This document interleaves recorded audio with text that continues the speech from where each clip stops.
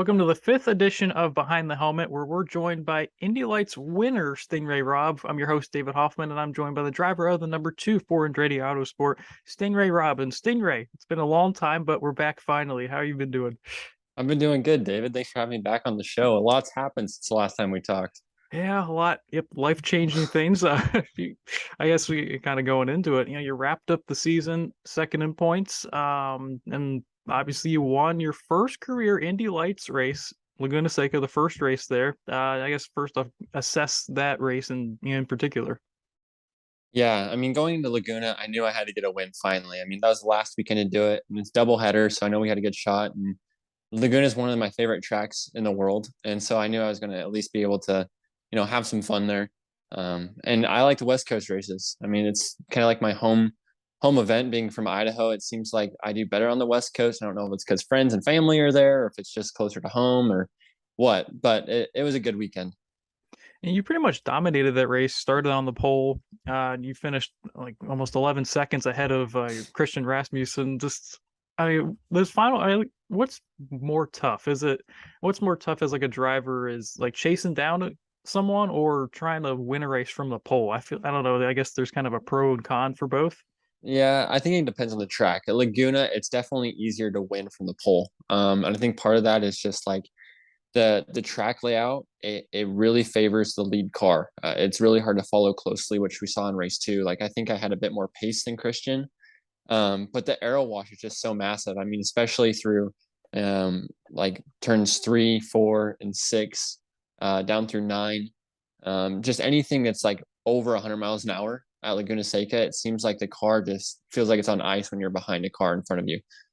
So like I could close within a second, but to get a move done, you got to be within at least a half a second in order to engage the push to pass and have it be effective enough to get by someone. So yeah, leading there was a much better option, as well as like you get to control the pace a little bit more because the tire deg is just so high.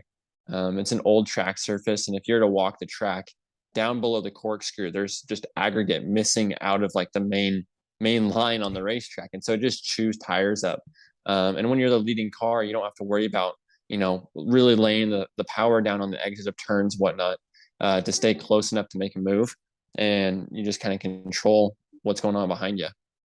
And those last few laps, what was going on in your mind? Because you have such a huge gap, and kind of as you start to realize, wow, I'm gonna be an Indy Lights winner as long as I don't screw this up.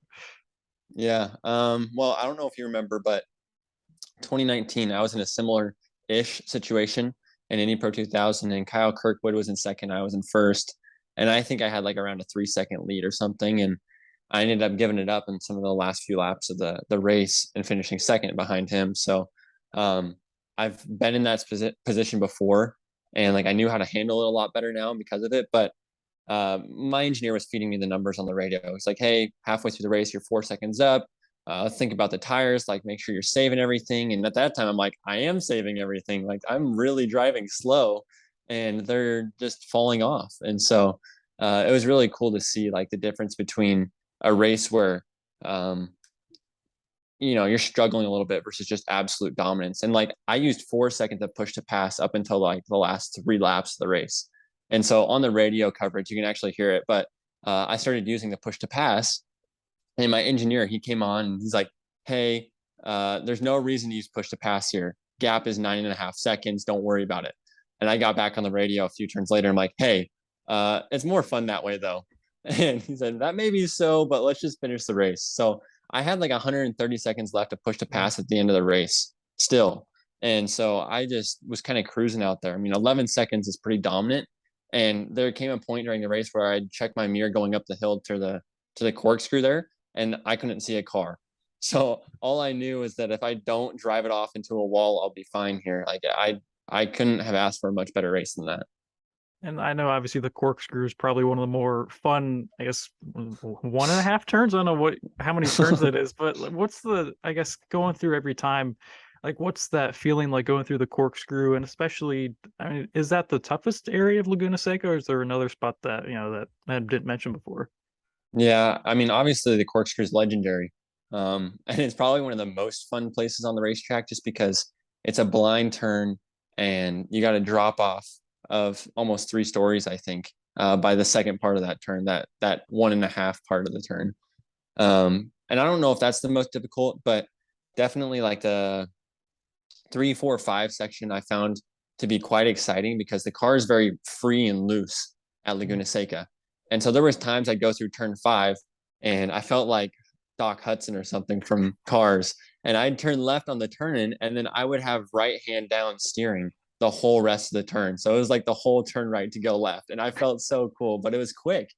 And so it's just like that's how you had to drive the car during the whole race there. And then the turn 9 section after the corkscrew is absolutely insane as well because you're almost flat out and it's still very much downhill, but it's banked.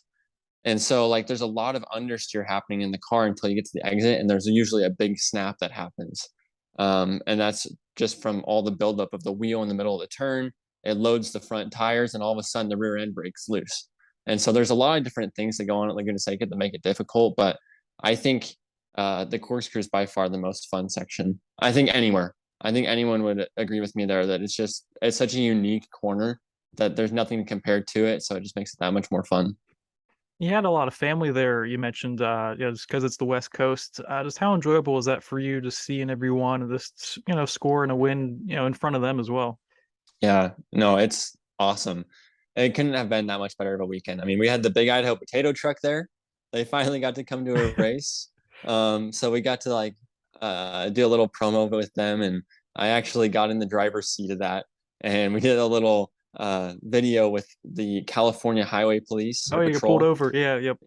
Yep. And they wrote up like a ticket for me and handed it to me. So it was fun. We had a lot of fun that weekend. And definitely, I think that having family and friends there during a race weekend, I don't know if it takes the pressure off as much as it just adds enjoyment. So I can have a little bit more fun during the race weekend. And I guess looking back on just, I mean, after the win and just, kind of how much self-reflection was there, knowing that, last year it was a little bit of a tougher year, getting introduced in Indy Lights, and now, kind of looking back and wow, I've reached this, point in my career. Yeah. The win, the emotions from the win, I think were kind of nullified because it's a doubleheader weekend. Mm. And so I knew I had a job to do the next day as well. So it took a little bit out of the joy there, but it was still kind of a relief of, yeah, I can do this. I can win a race. And I don't think that I had that questioning as much this year as, like you said, I did last year. Just because even the first race weekend, St. Petersburg this season, it seemed like we had the pace and we had the ability to run at the front way more so than I did last year. In off-season testing, I was first, second, third in most of the test sessions. And, I've been consistently at the front throughout the season, knocking on the door of the win. And so it wasn't really a matter of if I was going to get a win, it was when I was going to get the win. I just thought it'd be a lot sooner. But yeah, I think it's definitely good for my confidence to walk away from this season with my stock value a little bit higher just from that victory and qualifying on pole and then the second place the second day there. And obviously you finished up the weekend strong, finishing second there. I guess looking down, I guess towards the latter half of the season, I mean, you had what I think like sixth in Iowa, sixth or fifth in, was it Milwaukee? You're not Milwaukee. God, I hope they go back there. St. Yeah, Louis. St. Louis. Yep. Yeah. And just looking back down, I guess where do you feel was that kind of point of, like where you felt that like the championship was probably out of hand just because of Lundqvist's pace down the stretch? I think it was Detroit that I really started to feel it. I had a double header weekend there and came out of the gate really strong and was P1 in practice. And then something happened in qualifying and we just missed out on a little bit of pace to the HMD guys. And that was really frustrating because I thought we had the car to run at the front. And I don't know if it was just the colder conditions in the morning during qualifying or yellow flags or lap traffic or whatever else. I mean, there's so many variables that go into that. But I was making a move during the race for P2 on Benjamin Peterson and locked up the rear tires and hit the wall.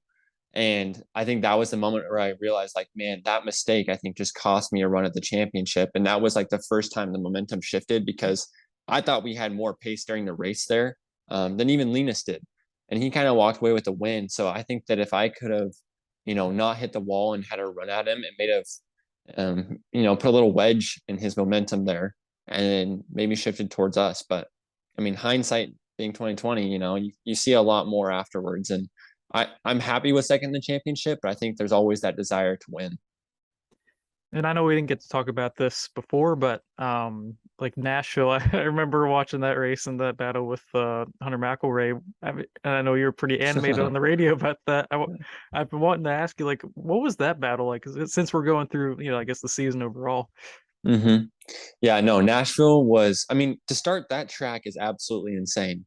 Absolutely insane. And I think we see that during the IndyCar race when, there's, I don't even know how many cars didn't finish that race. Probably 10 cars were crashed out in various parts of the racetrack. Um, and I think that, battling with a teammate especially makes it that much more difficult because you want to see a good, clean race between you and your teammate. But at that point during the championship, we're fighting for second. And we both want to do very well. And Hunter's very aggressive and he's a very talented driver. So, that moment that we had, before that, I was being animated on the radio. You say that, but I I laugh because all of my radio communication seems like it was broadcasted this year, and I wonder if Yeah, it's just because I'm the only driver that's not cussing other drivers out on the radio. But which anyways, is a I good think it's thing. just funny. Yeah, it could be a good thing, but I don't know. It's funny. I'm like, finally, just use someone else. Like, I'm not going to talk anymore on the radio. Anyway, so it's kind of fun though. I mean, having that much activity during the race, we were like the main battle going on there. It seemed like, and that one moment on the back straightaway where I had full left hand down, crossed up steering, trying not to hit the wall, and I didn't realize actually that we had made contact with my front wing and his rear tire, just because I was so focused on the wall. I thought that I was for sure going to crash. Ended up saving it, and then he actually broke fairly early for the corner, and I think that he may have given me the position after seeing like how close we were, thinking that he might get the penalty. Instead of taking the penalty, he just decided to give me the position. So I think that was smart on his part, but I wish we would have had a little bit cleaner race to start and then had a better run at Linus. I mean, I think I closed probably 7 seconds, maybe a little less in those last few laps of the race, just because of raw pace to the HMD cars. I guess just on the lines of, I guess, car control, overall this season, what have you learned just with car control overall with these Indy Lights car with a new with another season under your belt in them? Yeah, I think it's just comfort level. I've got a lot more experience in the car, especially at the different tracks. And we had a lot of off-season testing time this year compared to my 2021 season. And that just allowed me to, be able to take risks that I might not otherwise be able to, in a sense that I don't have to worry about losing a second during the race. Like I can lose a second in practice and say, okay, that did not work. And then go from there. But like I said, I think it's just being comfortable in the car. And historically, it seems like I'm a better second year driver than I am a first year driver. So I don't know. I think I'm getting better at that and adapting more to the car sooner. But it just seems like this year, during at least the street courses, I was much more comfortable. I felt way more at home in the car. I felt like I was more in a rhythm, and I finally like felt fully engaged when we got to Laguna Seca.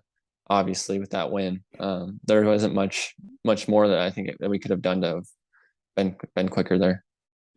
And I guess looking back on Laguna Seca, what did you do afterwards? I know you mentioned just with not being able to focus too much, on I guess the triumph and victory because you had a second race the next day. But how did you celebrate afterwards? What's funny is I don't even really remember. All I remember is we went to dinner that night with some friends and family. We did a group dinner every single night with at least 10 of us. So that was really fun to like have people that I know and love at the racetrack with us and then celebrating afterwards. But uh, I went back to the hotel at like 7:30 p.m. and just looked at video and data for like an hour and a half because I knew that there was still a little bit of room to improve, and I wanted to make sure that we were adapting the car appropriately for the next day. So, not a lot of celebration going on when you're focused on winning the next race. Yeah. And I guess you were able to celebrate a little bit more at the IndyCar Championship banquet. How was that? Because is that the first time you've been to the biggest event for, I guess for championship celebration? Yeah, no, that was the biggest IndyCar event I've been to so far, and it was so stinking cool. I mean, with Penske taking over the Indy Lights series this year, or IndyCar rather, it seems like there's just a lot more IndyCar influence, and you start to feel more of what that IndyCar culture is like. And so going to that victory lap celebration was just more of that, and it's so cool because like I walk in the front door there, and they have like the red carpet thing and everything else, and it's we actually did it at the IMS museum, so they had all like the cool cars there.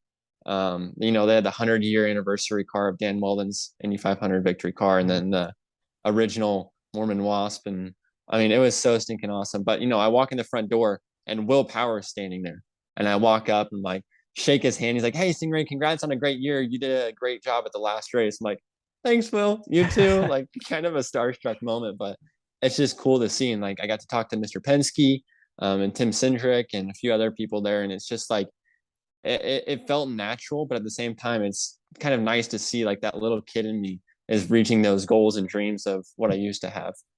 And you mentioned just the little kid, and kind of like realizing your dreams, coming true. You had an official IndyCar test in July in Mid Ohio. I guess before we get into it, how did that test go, and what did you learn from it? Oh man, that test was so awesome. It was so awesome. And to do it with Andretti, I actually worked with my Indy Lights engineer at that test. And one of the coolest things about that whole deal, I mean, other than I'm driving an Indy car, but like side note, that one of the coolest things was that my roommate in Indianapolis is someone that I grew up go-karting with here in Idaho together with. Um, we took him to like his first out-of-state go-kart race. His dad and my dad were very good friends. And so like we've known each other for a long time. And he was actually the guy that was strapping me into the car at my IndyCar test. And so it was just like, man, we look back at the history that we've had coming up through the ranks. I mean, we kind of had different paths to get to the same spot, but like now he's working to and training to be an engineer, and I'm driving in IndyCar.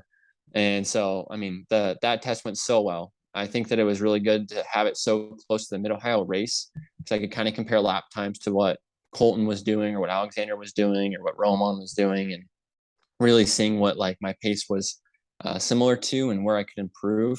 And I think that I did a very good job. Like I kept the car in one piece, and the pace was really, really good.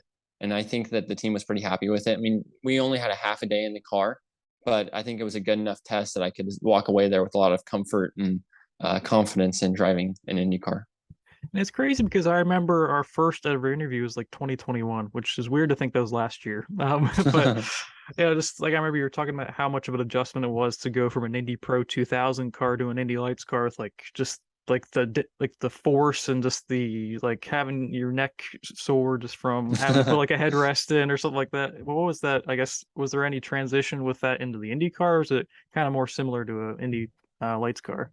It was definitely less of a jump from the Indy Pro, or sorry, from the Indy Lights car to the Indy car compared to the Indy Pro to the Indy Lights car. And I don't know if that's just because of the design of the cars both being Delara, or if it's just we're getting to a level now where the Indy Lights car is actually quite a well built vehicle. And so like definitely at the end of the day, my neck was a little bit tired.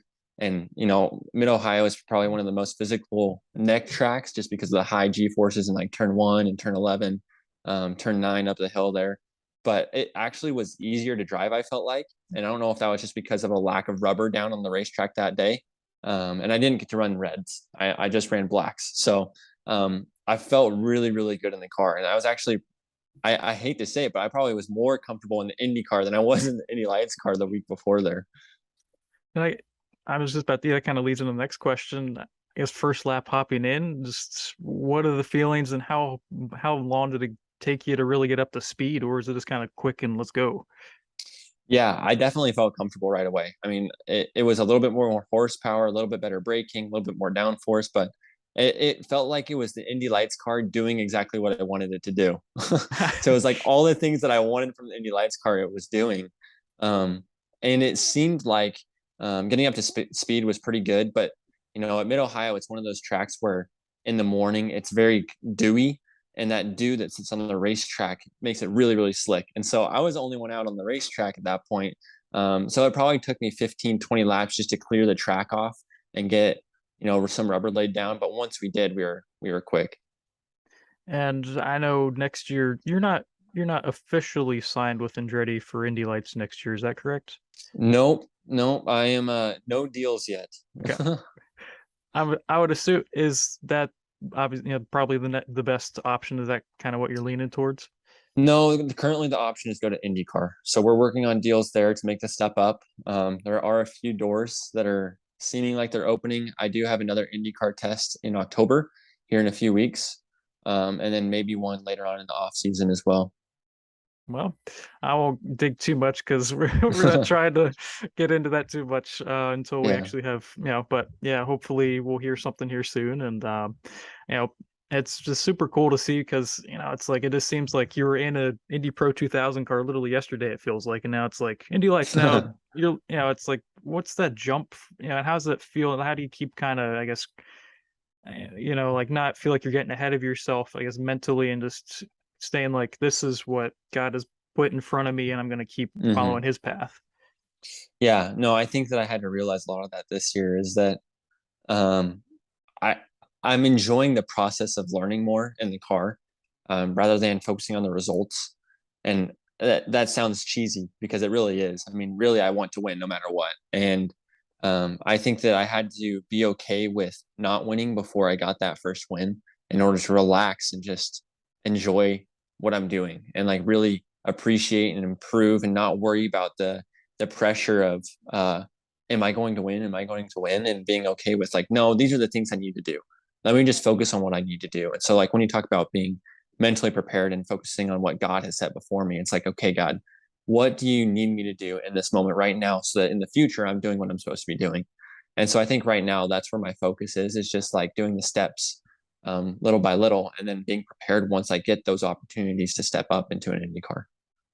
And it's just been cool to see the journey and we're excited to continue to, see it, come to fruition. And, it's just been really cool this season because it's like, oh, it's like, because you're watching on like Peacock or something and it's like, I don't know. I'm like geeking out. It's like, oh, there you go, Steve. It's like it's just cool, Yeah.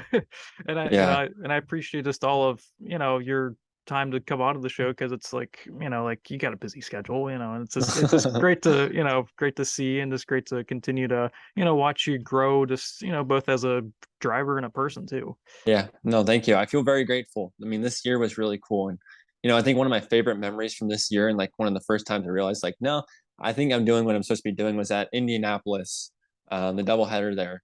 And race one, or no, it was race two, sorry, fell back on the start to like 13th.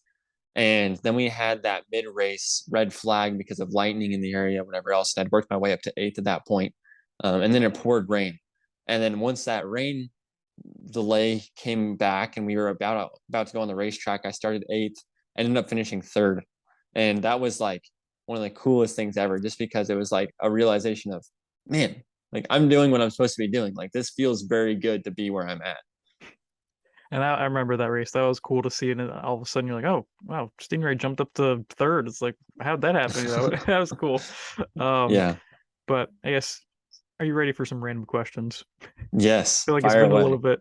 All right, Yes. so I found a couple, and I was like, okay, like the random question generator with that duck, whatever thing that was on there. But so I wrote down a couple. We'll see how these go. So I guess first question, I was at first I was kind of confused by it, but I was like, okay, that'd be interesting. So, what's the story behind one of your scars? Do you have any scars first off? And if you do, what's the story behind it? I'm trying to think. So I do have a scar on my left hand ring finger. Um, I was a total outdoorsy kid growing up, and I loved to play with pocket knives. And whether that was whittling with wood or sticks or just like poking bugs or whatever else, like I always had a pocket knife. It seemed like, and I think it was my seventh birthday, maybe my eighth birthday. But my aunt and uncle, they ended up getting me like this super cool multi-tool Swiss Army knife, and it was super sharp. And they're like, "Careful, like it's super sharp." And I remember I was just like admiring it one day, playing with it or whatever, and I ended up slicing my finger open. And I was by myself at my mom's office at my parents' old grocery store, and I like freaked out because I could see like the bone and it was just pouring blood. Oh And boy. so I'm like by myself and I found a styrofoam cup and I just started draining the blood into a No. styrofoam cup. I No. didn't know what else to do. So I did that and like wrapped paper towel around it. And then we call it green line, like when you call over the radio at the store for someone. and I was like crying, and I'm like held the button down. I'm like, Kimmy, green line, please, Kimmy, green line, and that's my mom. And then she got on the phone. I'm like, hey, I think I just sliced the tip of my finger off, and she came running over or whatever, but it's fine. It's still good, but I got a little bit of a scar now. Well, you could always have a fun memory of that. You always Yeah, look back on. I guess I have a couple random ones. I guess one I have on my shoulder because hated needles as a kid. I'm okay with it now. Just don't yeah. try and put any IVs in me. I'm gonna be Oh freaking man, out or pass I'm out. I'm with you. I don't do needles either at all. Like oh gosh, I remember the one time, yeah, I was at like I had to give blood or for something because they were checking some random level or something. But it was like the weirdest thing because like I was almost 90% of the way down to taking blood, and then all of a sudden I looked down and I'm just like, oh gosh, and just pass out, and then you so you wake up, you feel cold, and you don't even know Oh what's happened. You're man. like gagging. You're like, and you're like, I'm like, what am I doing this for? But I not the scar, but anyway, so yeah, so yeah, it was 3 or 4. It was around the time when or no, that's the second part of the story. So basically, I had to go get a shot, and they ended up having to have 3 nurses try and hold me down, little 3-year-old Oh David, my. try and put a little shot in the arm. Whatever. That's not too bad. You think about it. But then I screamed so much, flailed that I still have a like long scar on my shoulder to this day, and and I guess my mom felt so bad that she got me a Buzz Lightyear toy, like a whole like fun Buzz Lightyear thing, and I'm like, "That's cool. That was all worth it." But little random thing, but That's it's worth funny, it. man. But let's see. What's the worst movie you've ever seen? The worst movie I've ever seen. Oh man, I don't even know. I don't think I have an answer to that one. Um, I don't know. Let's hear yours, and maybe I'll think of something. Oh, yeah. I thought about this, but mm, um, yeah, this is tough. It's like because I feel like a lot of movies you can give the benefit of the doubt to them. I guess I'll go Disney or something. Yeah. Do you Um, like horror movies at all? oh gosh, no, nope, nope. Okay. Yeah. So I think my least favorite movie ever, I watched Paranormal Activity with my stepbrothers one time. And like I had no idea what I was thinking watching this. I think I was 9 or 10. And I just screamed into a pillow the whole entire time because I was so scared. And then it was like 2 o'clock in the morning, and I have to go to bed after that. And so I don't think I slept for a couple nights after I watched that movie. It was terrible. There's no way. I even just watching commercials, you feel like you're gonna have nightmares. Like the way they just jump scare you. I don't know if you've seen it or not. I haven't seen that, but there's No, no I have way. not. Remember when they had those scary clown things around like the country where they'd be random clowns standing on the side of the road or something? Like, Oh man. remember that time? It was Yeah, I do. I don't like him. I don't do horror movies or anything like that. yeah. It's not my gig. Yeah, no. I guess I can't think of anything. So probably horror movies in general. Oh, here's a good one. I guess in lieu of all these great events going on, what's your go-to dance move? I can do the worm. The Yeah, that's worm? my go-to. Oh Yeah, man. like where you do the roll with your body, you know? How in the world is that possible? I don't know, but I learned it when I was like 6 or 7 years old, and now every time I go to a wedding, I have to break it out and show it off to everyone. I feel like the only thing I don't know. Like this upcoming weekend is going to be the first wedding I've really actually been a part of, Oh, technically. really? But I guess I'm gonna probably have to break out like that, or I don't know, like something You quirky. know, you I could don't know. always go to the hitch moves where they do like the Q-tips and throw, Q-tip and throw, and then the sprinkler, you know. Yeah, that's true. Those are Yeah, always good go-tos. I have like 2 new dance moves over here. Look out, world. And it actually looks like we only have 6 minutes left because I don't have the full version of Zoom. So we'll make this quick. Figures. Throw it back to high school cross country. I thought of this a couple minutes ago. Do you remember any meets in particular that just didn't go well from start to finish? All of them. They were all All of them. terrible. I actually joined like halfway through the season. So there was only 3 meets left before districts when I ran. And like the first one, it was a pretty easy course. I thought it was slightly hilly through like a college campus. And I just remember like I had never been a runner before I ran cross country my freshman year. And this kid that passed me like halfway through the race, I looked at him and I'm like, there's no way this kid is passing me right now. Just because like general build, I'm stereotyping or whatever else. But as a freshman, I thought that I was in good shape. I'm like the athlete. And I was just ashamed of myself at the end of that race when I saw who finished ahead of me. I mean, I was like last place. Anyways, so yeah, they were all pretty sad for me. Wait, didn't you make districts though? I did make districts, but not not because I was super good. I just got lucky. I mean, oh, I feel like my fastest is like 16 seconds away from districts, and I'm forever just gonna think about that and be like, man, I was 16 seconds away. Could have sprinted a little Yeah. bit quick, a little bit farther, but I guess I don't know if I mentioned this before, but yeah, like sophomore year, yeah, sophomore year, it was like rain and downpouring the entire morning. It was like one of those invitationals where you're almost 10 million schools are there, and like I'm not feeling too good, like you feel like upper respiratory stuff, you're like sneezing, you're coughing, you feel like bloated in the head. And then Oh my goodness. my my coach is just like, just go, David, you're fine. So I run 3.1 miles and then realize when I go to the doctor the next day that, yeah, you got bronchitis. I was like, fantastic. So that's probably worst experience, but Yeah, it's funny. I actually had similar experience playing basketball. My freshman year, we only had about 8 guys on the team, and so I was playing the whole entire game, like no breaks. And our coach, he was pretty hard on me, and he'd make me run a lot to like keep me in shape and ready to go during the season. And so there was one practice I showed up to, and I'm like, "Man, coach, like I cannot breathe." And he's like, "Oh, you're fine. Like keep going." Same thing as your coach said. And we had to run like down and backs and we're shooting free throws for down and backs and everything else. And that was like one of the worst conditioning practices that we had all year. And I'm like, man, I cannot breathe. Like my lungs feel full. I feel like heavy.